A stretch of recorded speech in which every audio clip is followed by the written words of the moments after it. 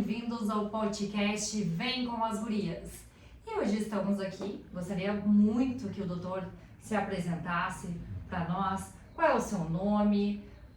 Meu nome é Roberto Tulli. Eu me formei já faz 50 anos na Unicamp. Eu sou da segunda turma da Unicamp, 1969. E depois eu fiz cirurgia geral e o mestre, o professor Mário Den, que era o cirurgião do século na época, eu fiz 14 anos de cirurgia vascular. E daí comecei a trabalhar em vascular, quando eu agradeço a Deus pelo dom. Ele me deu um dom. Eu sou inquieto, eu sou curioso, sempre vou atrás da evolução da medicina. Então, apareceu na época, na Tchecoslováquia, um médico que estava tratando de impotência sexual, e fazia uma ponte safena no pênis. E o senhor foi o primeiro a trazer aqui para o Brasil, né? Eu e o Deni, nós vimos, nos apaixonamos pela técnica. Era uma técnica até aquele momento que ninguém sabia. Trouxemos para cá, evidente que nós começamos a trabalhar na técnica. Depois de 3 anos fizemos o primeiro congresso mundial sobre impotência sexual. E daí começaram as pesquisas, etc. Hoje eu posso dizer para você que impotência não tem caso que não tenha cura. Todos têm cura. Daí eu fui chamado na Itália para a Universidade de Siena, para trabalhar em impotência. E dirigi um centro acadêmico com 5 universidades. E fiquei 10 anos, indo e voltando. Mas lá, Deus é assim, Ele me pôs para ver um congresso de cirurgia estética, que aqui não se falava. Se falava na plástica, mas não na estética sem corte. Então me interessei e fui. Fiquei muito interessado. E tinha uma técnica chamada peeling de fenol. Maravilhosa. Foi o senhor que trouxe essa técnica para o Brasil? 92. Mas, segundo meu mestre, ele sempre me falou assim, depois que eu saí, ele falou: Túlio, você tem um dom. Você é curioso, sabe fazer as coisas, é vanguardista, mas vá em frente, mas faça o que os outros não sabem fazer e tenha as costas largas, porque a inveja vem. Sempre, né, doutor?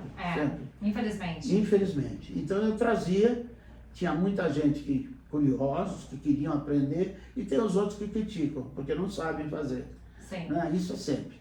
Mas eu fiquei no peeling de fenol e eu fazia, até que o ano, agora recente, esse ano, eu fui dar aula, e o Nelson Maurício, que é um farmacologista, falou: vai dar aula em Caxias do Sul, que tem uma clínica, Harmonia, que estão interessados, eles querem que você vai dar aula. Né? Então me contrataram, fui. No Rio Grande do Sul, isso? No Rio Grande do Sul, em Caxias do Sul. Sim. Fui dar aula e eles, o Carmelo, o Jorge, são muito interessados, e eles pegaram, depois de 5 dias, 6 dias, eles pegaram a técnica, né? Como se fazia.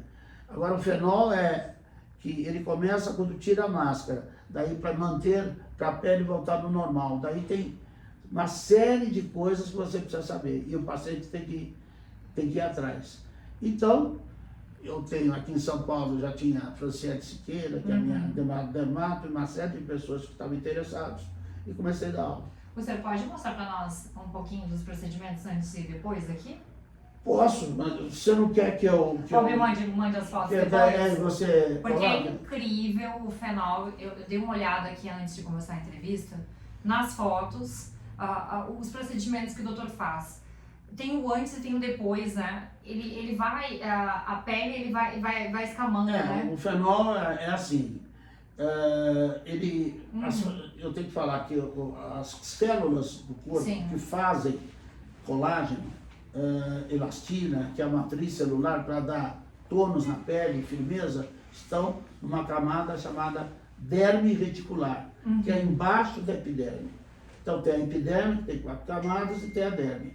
Se você não vai até a derme reticular para causar uma injúria com os fibroblastos e eles começarem a produzir o colágeno, você não troca. Isso apaga a memória da pele. Daí, mas você não consegue fazer com que se apaguem as rugas, vincos, etc. Então tem que ir lá embaixo. Então é com anestesia o peeling é mão dependente. Depende de como você esfrega, depende de como você e nas áreas que você passa. E tem que ficar 10, 12 dias com uma máscara no rosto. Essa máscara é a própria pele que fica até a pele de baixo tá pronta. Então, doutor, a gente gostaria de saber da lipo ultrassônica. Né? Eles estão dizendo que é um método de agora, mas o senhor nos fala que é um método de quanto tempo? Eu trouxe em 1993 da Itália. O senhor foi o primeiro que trouxe da Itália para cá? Da Itália. Sim. Eu trouxe e apresentei, fiz um congresso no Einstein. Tinham 112 plásticos, mas a gente fazia ali para ver. É um aparelho pequeno. Qual é a vantagem da lipo ultrassônica? Existe um trabalho do Maurizio Ciccarelli, que é um italiano, que provou que o ultrassom no meio líquido faz um fenômeno chamado cavitação. Que nem na hélice de um barco, quando roda, tem aquelas borbulhas que fazem assim. Muito bem. Então, o Zocchi, que é um italiano também, adaptou esse conhecimento. Ele foi na NASA, mandou fazer um cabo com ultrassom aqui, mas não tinha a sonda, não tinha buraco para aspirar. Ela só emitia o ultrassom. E ele regulou de uma tal maneira que ela só injeta líquido, soro na paciente, 2 litros, 1 litro, depende, né? Depois põe a cânula com ultrassom e esse fenômeno de cavitação, ela só rompe a membrana da célula gordurosa, o adipocito. A membrana fica muito lábil, porque ele absorve a água e cresce. Quando ele atinge 170% do tamanho dele, ele vai romper. Então rompe e sai o quê? A gordura. E fica líquida no corpo. Fica uma emulsão líquida. Daí você puxa, pode ser com um aspirador a baixa pressão, sai a gordura amarelinha. Quase não sangra. E o que acontece? Forma-se uma película de colágeno que a pele gruda. E ela fica malhada, né? Agora eu acho assim, tudo que é novidade, põe-se um nome estrangeiro, um nome americano, né? Diluvium, mas não sei o que, Lipo HD. A Lipo HD não era ultrassom, Lipo HD era de você pegar uma cânula fininha e ficar tirando a gordura, desenhava os gomos assim no abdômen e tirava a gordura aqui, tira aqui, deixa um pouco de gordura para formar aqueles gominhos. E disseram que é HD. O que acontece é o seguinte, que você engordava e a gordura, a célula que estava íntegra aqui, é que crescia. Então, acabava aquele... Você quer ter gominho, vai fazer ginástica. Isso é verdade. Mas lipo ultrassônica, a lipo HD, o resultado eu não gostei. Eu vi e já sabia que não ia funcionar. E a ultrassônica? A ultrassônica, ela deixa você tira a gordura, ela é como se fosse um peeling. A pele retrai, a pele e cola. Agora, tem indicação. Não é uma mulher que tem um abdômen fofo, flácido assim, então ela tem que fazer uma plástica, uma abdominoplastia. Claro. Mas esses pequenos abdômen, ou até que tem tônus, que você vê que tem força a pele, ele tranquilamente ele recolhe. Então o resultado é maravilhoso. E desde 92, 93 eu fazia. Daí começaram a fazer também. E depois, agora inventaram, e outros dizendo que... Mas tem um ultrassom, fizeram um ultrassom chamado Vaser, que era parecido com aquele de 93, esse é bom. Mas precisa ter muito cuidado com os nomes que podem inventar para dizer que é novo. Precisa ver se o método realmente é novo. Porque que nem dizem, né? Tem lipo HD, tem lipo ultrassônica, tem a lipo normal. Vibrolipo. Vibrolipo também não é de agora, é um método antigo que um português chamado, agora eu não me lembro, É um português, um médico cirurgião português que inventou e difundiu. Então, tem muitos, né? Agora, não digo que a plástica, a lipo normal não seja boa, mas é que ela arranca a gordura, vem depois também vasos, sangra mais, Sim. e deixa roxo. E a lipo ultrassônica, muito pouco sangue. E o que o senhor indica agora, no momento, é a lipo ultrassônica. Aqui na clínica, no Instituto Tule, minha equipe faz Sim. lipo ultrassônica de mento, por exemplo, papada, lipo ultrassônica braço, por exemplo, que muitas vezes tem o braço, eu tenho aí para te mostrar. Claro. Braço muito flácido. Quando você tem 2/3 para ficar e 1/3 para sair, faz porque ela detrai mesmo. Agora, quando tem muita flacidez, às vezes precisa um movimento cirúrgico. Acontece também, né, doutor? O doutor Roberto Tule foi um dos 100 melhores médicos do mundo, né? E ele fala, com certeza disso que ele está falando, que ele já também acabou fazendo cirurgias em alguns famosos também, né, doutor? Não posso falar o nome. Não, claro. A gente entende aqui. E também foi entrevistado também por grandes jornalistas, né? Jô Soares, Hebe Camargo. Eu fui 3 vezes. Como é que foi? Uma vez com impotência, outra vez com impotência, depois ele me chamou por causa do piridifenol. Eu vi um vídeo. Ele é ótimo. Jô Soares também, meu pai foi estilista dele. Ah, é? Meu pai foi estilista dele nos Estados Unidos. Dele. O Pedro Stecker, meu pai. Pedro Newton Stecker. Ele era o quê? Ele era estilista e alfaiate. E alfaiate. Isso, como ele morava em Nova York, e o Jô também morava em Nova York. Também. E meu pai ia até lá, o Jô, na casa do Jô, e fazia as medidas. Meu pai me contava também, né, doutor, que o Jô tinha as manguinhas bem pequenininhas. Isso. Então tinha que ser bem calculadinho. Ele não tinha a simetria dele, era complicada. Mas ele era muito inteligente e ele, quando emagreceu muito.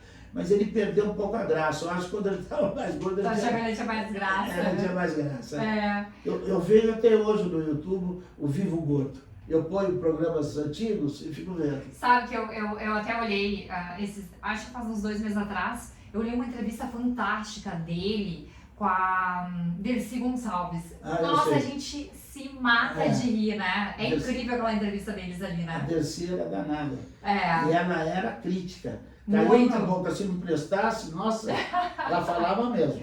Maravilhosa, super espontânea, né? É super. Difícil hoje em dia ter pessoas que nem tinha antigamente, né? Mas com certeza. O mundo mudou, né? O mundo mudou muito.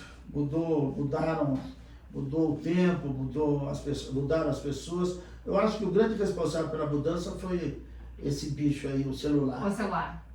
Ele tem tirado bastante a espontaneidade. Muito. Você não vê hoje todo mundo na rua fazendo isso. Antigamente, vamos supor, quando era moço, né? Nem tinha celular. Conhecer menina, conhecer alguém, eu ia no barzinho, né? Para namorar, todo mundo olhava para se ver, então aquela espontaneidade. Hoje, tá todo mundo assim na rua, nem presta atenção, né? Você namora por aplicativo. É verdade. Não existe. E tá tão perigoso também, as pessoas acabam se encontrando, né? Quantas vezes eu vejo aí que chamam e o cara cai numa emboscada. E me conta, qual é a sua bebida predileta? No momento, ginger ale. Da onde essa bebida? Ginger ale, ela esteve no Brasil há muitos anos atrás, na década de 60.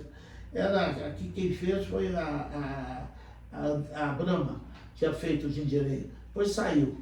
E é dos Estados Unidos. Mas agora lançaram aqui no Brasil a Prata e a Schweppes lançou o ginger ale. Tem nos mercados, mas tem assim poucas garrafas, tem que pedir.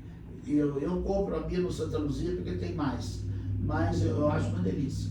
Ai, que maravilha. Não é de alcoólico, hein? Não é de alcoólico, porque as pessoas geralmente pensam que é alcoólica. Não. Não é. É para misturar, às vezes, com um gin ou com Ai, gin é muito bom, né? Vodka também. O gin tá na moda, né? O gin pegou a febre toda.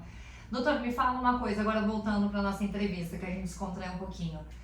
Em relação às cicatrizes, porque as mulheres hoje em dia, elas se sentem muito mal, né? Porque acabam indo fazer a cirurgia dos sonhos, saem de lá às vezes com a cicatriz imensa, às vezes por erros e às vezes por elas mesmas não se cuidarem ao pós-cirúrgico, né?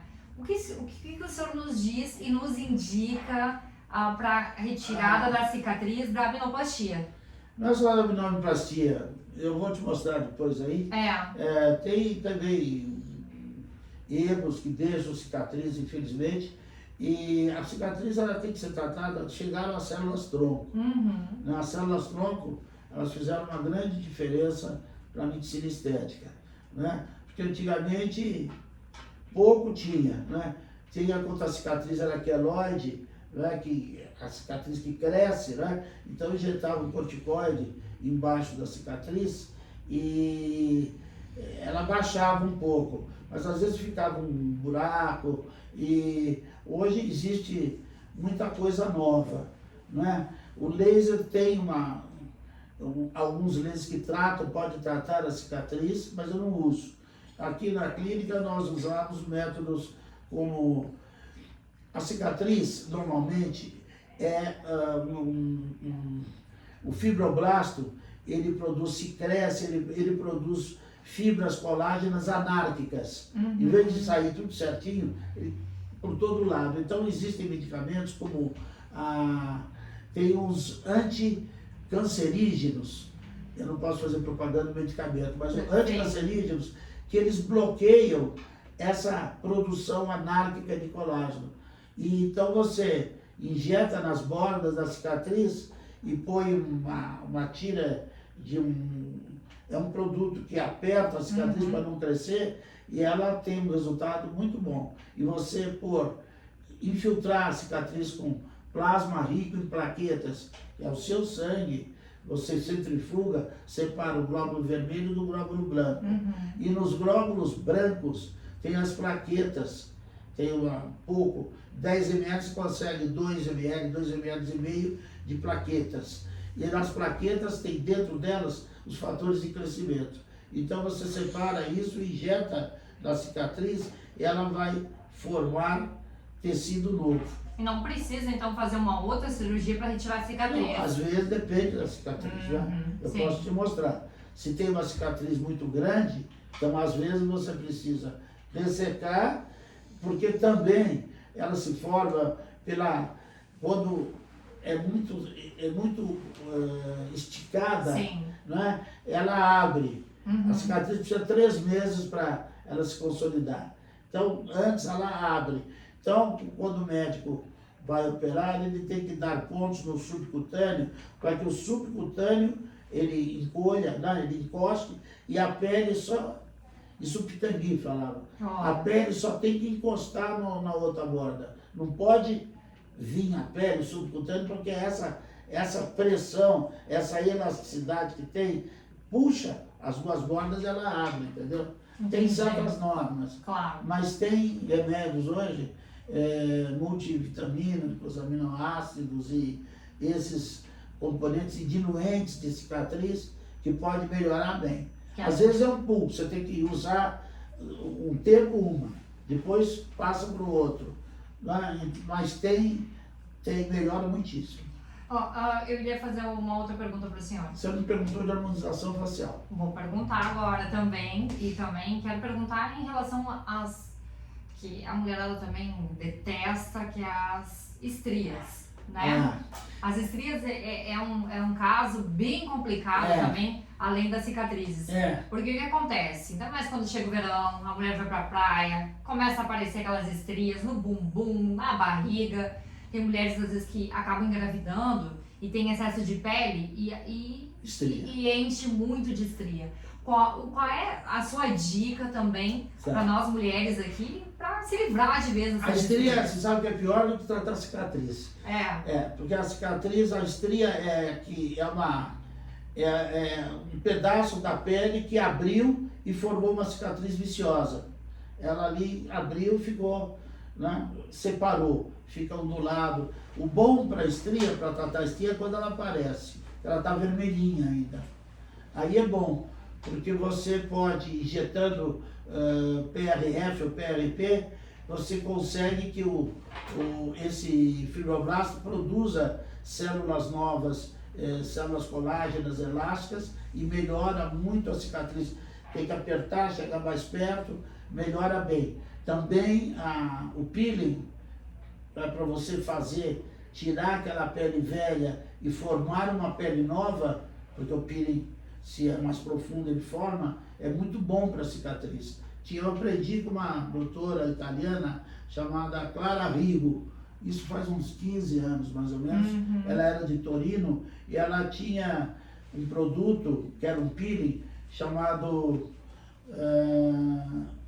era Skin Peel, Dermo Peel, alguma coisa assim, que era um peeling, mas você branco, mas se a moça era morena, você deixava no sol para que ele fosse escurecendo. Sim. Tinha um produto que escurecia. Quando chegasse no tom da pele, então parava e você passava com o pincel em cima das cicatrizes. Melhorava muito, mas ela praticamente ela pintava, vamos supor, a cicatriz, a estria, da cor da pele que circunda. Mas, se você fosse tomar sol e deixar a outra mais escura, ela não ia ficar mais escura, você entendeu? Entendi. Ela não era uma cicatriz nova, era uma cicatriz que se adaptava com a cor da outra, então camuflava bem. Mas daí começou os estudos. Hoje em dia existe camuflagens, né? Camuflagens também. Camuflagem, existe o peeling que tira a cicatriz, combinando também com outros tratamentos. Mas a camuflagem, pelo que eu já percebi de algumas tatuagem, peles, né? Tatuagem. Mas a tatuagem se ela não tiver bem assim, na cor da pele, a pele pode escurecer com o sol e ela fica mais branca, né? Sim, verdade. Mas tudo na vida é indicação. Eu acho que bem indicado o resultado é bom. Não pode indicar assim a esmo, né? Com certeza, né? E que bom a gente ter esse papo aqui. O senhor tem mais alguma coisa para nos falar? Harmonização, todo mundo me pergunta o que é harmonização facial. A harmonização facial eu comecei a fazer em 92, imagina. 1992? Nossa, doutor, imagina toda essa bagagem que o senhor tem de lá para cá, o tanto quanto mudou também a medicina, vai mudando. Vai mudando toda hora. E tem que estar se atualizando, né, doutor? Você tem que acompanhar a atualização. Mas tem muitas coisas que o jeito mais antigo é melhor. É verdade, eu concordo também. A harmonização, todo mundo fala muito do PMA. O PPMA. O PMA que cai, que anda, nada. O PMA é um excelente preenchedor. Entendi. Antes eu comecei com o PMA e depois que veio o ácido hialurônico, veio com o Jamal, que era um árabe que comprou o Vestilane e o Perlane, a fábrica, né? E ele começou. Mas antes era o PMA. Agora, antes faziam embaixo da pele. Sim. Então, embaixo da pele, a pele vai caindo, ele vai para baixo. Sim. O PMA, a Anvisa liberou, quer dizer, mas tem que ser em cima do osso e embaixo do músculo. Então, maçã de rosto, mandíbula, queixo, dorso nasal, tudo PMA. Pode fazer que ele, no lugar certo, ele não vai sair, não vai dar problema. Agora, para cá, e eu dou uma dica, aqui no sulco nasogeniano, tem muito médico que tem mania de ir preenchendo, até com ácido hialurônico, mas aqui está grudado, está colado. Então você tem que primeiro ver se ele está grudado e descola, solta a pele aqui, porque soltando a pele ela vem para frente. Então daí pode preencher, que o preenchimento vai entrar aonde você soltou aquele suco, senão não entra aqui, fica um carinho fofão, né? É verdade. Aqui, e no começo ficava assim. Então tudo tem uma técnica, né? E evidentemente eu adoro dar aula, eu dou aula, eu adoro, eu amo a medicina, eu amo o que faço. Então, atualmente eu estou dando aula, ensinando, e os alunos que querem aprender fenol, lipo, ou harmonização facial, etc., eles podem procurar meu nome e eu dou aula tranquilo. O senhor pode deixar o seu Instagram para nós, para a gente seguir o doutor, né? Imagina, você vai seguir esse doutor maravilhoso aqui, que é dos melhores médicos do mundo. O Instituto tem Instituto Tully Oficial. Sigam lá, gente, nas redes sociais. sociais. Tudo junto, Instituto Tully Oficial. E é só entrar em contato aí com as moças que elas podem marcar, mas eu não dou assim para um monte. Eu acho que para aprender você tem que fazer hands-on.